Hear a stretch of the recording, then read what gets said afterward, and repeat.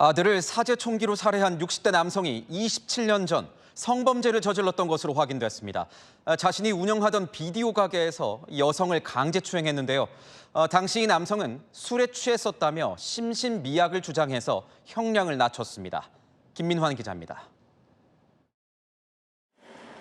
인천에서 사제 총기로 아들을 살해한 60대 남성.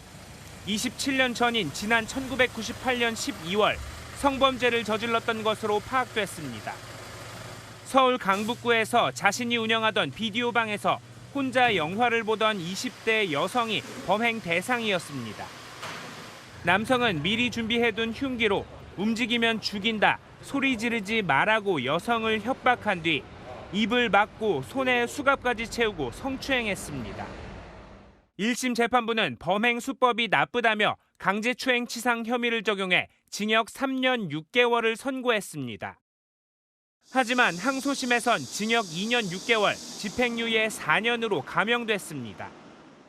항소심 재판부는 술에 취해 의사결정 능력이 완전히 상실된 건 아니지만 능력이 미약한 상태에 있었다고 보여진다고 설명했습니다. 이후 형은 그대로 확정됐는데 남성이 이혼하기 1년 전 시점이었습니다. 경찰은 오늘 오전부터 정확한 범행 동기를 파악하기 위해 남성을 추가 조사하고 있습니다. 또 계좌와 포털사이트 검색 기록 등을 확인하고 있습니다. 채널A 뉴스 김민환입니다. 그런데 이번 사건을 두고 경찰의 초동 조치가 미흡했던 것 아니냐는 지적이 나오고 있습니다. 특히 사건 발생 당시 두려움에 떨며 숨어있던 며느리에게 오히려 경찰이 총에 맞은 남편을 내보내달라고 시아버지를 설득해보라는 요청을 했던 것으로 취재 결과 확인됐습니다. 경찰은 진상조사에 착수했습니다. 배두환 기자의 단독 보도 보시고 좀 더 자세히 이야기 나눠보도록 하겠습니다.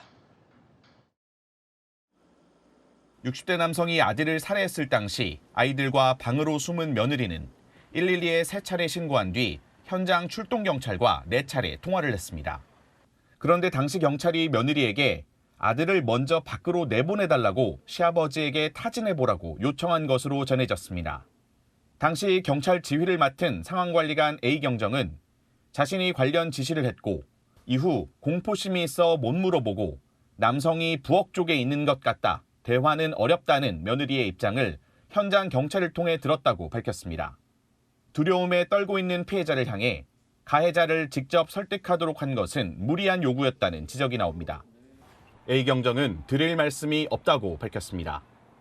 초동 대처 논란이 계속 제기되자 경찰청은 미흡한 점은 없었는지 진상조사에 착수했습니다. 채널A 뉴스 배두원입니다. 네, 아는 기자, 사회부 배두환 기자와 자세히 살펴보도록 하겠습니다. 자, 배 기자. 경찰이 인천 사제 총기 사건의 초동 조치와 관련해서 진상조사에 착수했는데 그 이유가 뭡니까? 네, 사건 발생 당시 경찰 출동 후 현장 진입까지 시간이 지연됐다는 논란 때문입니다. 최초 신고 후 경찰과 특공대가 도착은 했는데 집으로 진입한 건 최초 신고 후 70분가량이 지나서였죠.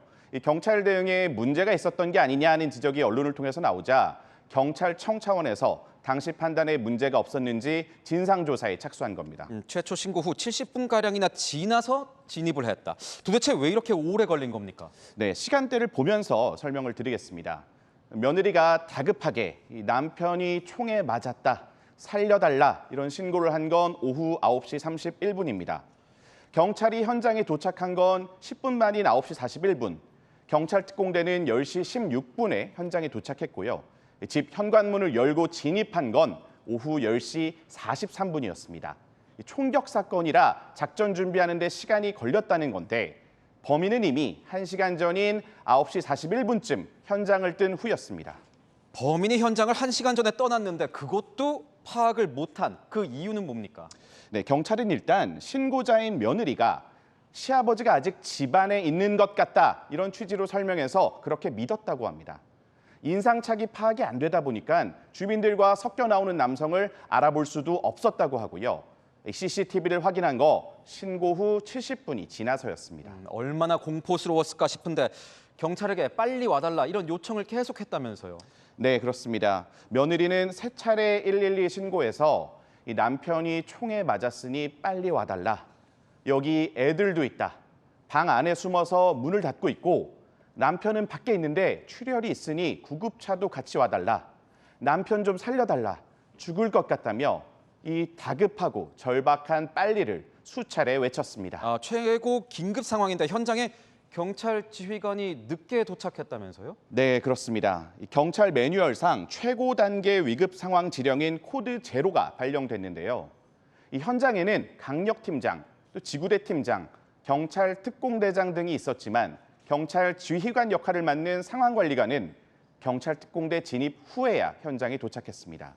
매뉴얼상 총기 사건은 반드시 수사 형사과장 이상 책임자가 현장 지휘를 하도록 돼 있습니다. 이 해당 경정은 사무실에서 챙기고 가려고 했는데 잘못된 판단이었다고 설명했습니다. 며느리에게 시아버지를 좀 설득해 볼 수 있냐고 경찰이 물어보기도 했다면서요.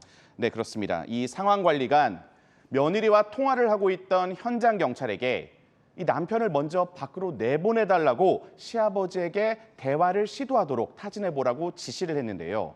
이 공포에 떨던 며느리는 그렇게 할 수 없었죠. 이 같은 대응이 적절했는지도 논란이 될 것으로 보입니다. 범인이 도주한 걸 빠르게 확인을 했던지 아니면 지휘관이 현장에 빠르게 왔다면 혹시 결과가 좀 달라졌을까요? 네, 이 총격 사건 매뉴얼상 2차 피해를 막기 위해 작전을 준비하는 시간이 필요하다는 건 당연합니다. 다만 이 공포에 빠진 며느리의 아직 집에 있는 것 같다 이 말만 듣고 CCTV를 바로 확인하지 않은 점과 또 지휘관이 매뉴얼대로 대응하지 않은 점에 아쉬움이 남는 건 사실입니다. 네, 잘 들었습니다. 지금까지 아는 기자였습니다.